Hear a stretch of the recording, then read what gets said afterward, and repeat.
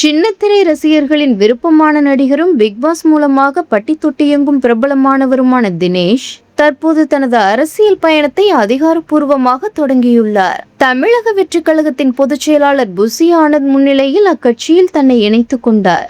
ஏன் விஜய் ஏன் தவிக என்கிற கேள்விக்கு தினேஷ் அளித்த பதில் தற்போது இணையத்தில் வைரலாகி வருகிறது.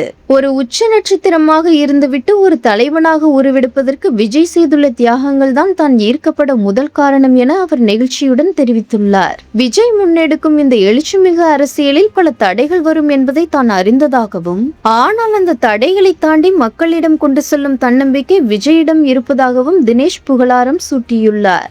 ஏற்கனவே பல சினிமா மற்றும் சின்னத்திரை பிரபலங்கள் விஜயின் பக்கம் சாய்ந்து வரும் நிலையில் தினேஷின் இந்த என்று தவிக தொண்டர்களிடையே உற்சாகத்தை ஏற்படுத்தியுள்ளது.